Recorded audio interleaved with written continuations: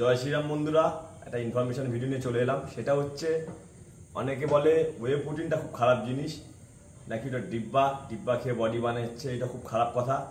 দেখো, একটা নর্মাল মানুষের সারাদিনে প্রোটিন সহ 0.8 গ্রাম অ্যাটলিস্ট প্রোটিন ইনটেক করা দরকার। আর যারা ওয়ার্কআউট করে ডিপেন্ড করছে, পার্সেন্ট টু পার্সেন্ট ভ্যারি করছে, সে কীরকম ওয়ার্কআউট করছে, তা কতদিন ধরে ওয়ার্কআউট করছে, সেই হিসেবে তার প্রোটিন ইনটেক হয়।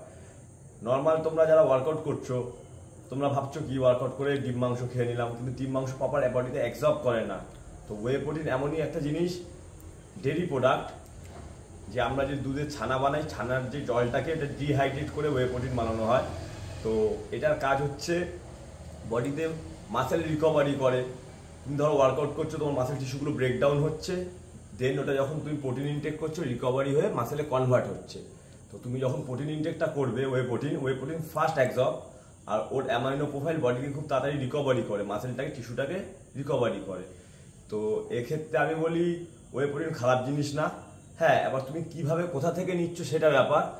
অথেন্টিক ওয়েবসাইট থেকে নাও, আর যদি ভুলভাল নাও তো এটা খারাপ হবেই, লিভারের সমস্যা হয়ে যাবে। ওর মধ্যে ডেক্সোনা বলে একটা ট্যাবলেট দেওয়া থাকে, খেলেই ফুলে যাবে। তো ওয়ে প্রোটিন খেয়ে ভেবো না 3-4টে ডিব্বা খেয়ে বডি হয়ে গেল, তোমার সারাদিনে প্রোটিন রিকমেন্ডটা কমপ্লিট করবে।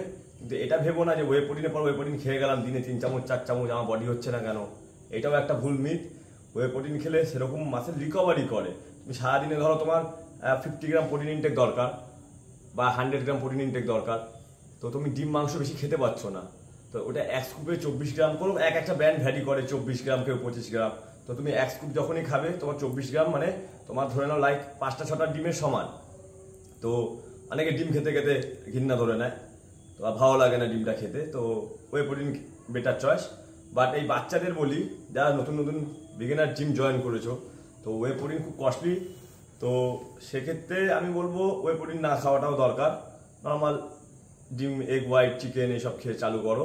বাট যারা অ্যাফোর্ড করতে পারছো, তারা ওয়ে প্রোটিনকে কোনোদিন খারাপ বলো না, কনজিউম করতে পারো ডেলি লাইফে। তোমার এটা অনেক হেল্প করবে, অনেক মাসেল রিকভারি, ইমিউন সিস্টেম বাড়াবে। তো এই বলেই আমার ভিডিওটা শেষ করলাম বন্ধুরা। জয় শ্রীরাম। আরও নতুন ইনফরমেশন ভিডিও পেতে আমার চ্যানেলটাকে ফলো করে দাও। আমি আবার নতুন নতুন ভিডিও তোমার কাছে শেয়ার করবো। জয় শ্রীরাম।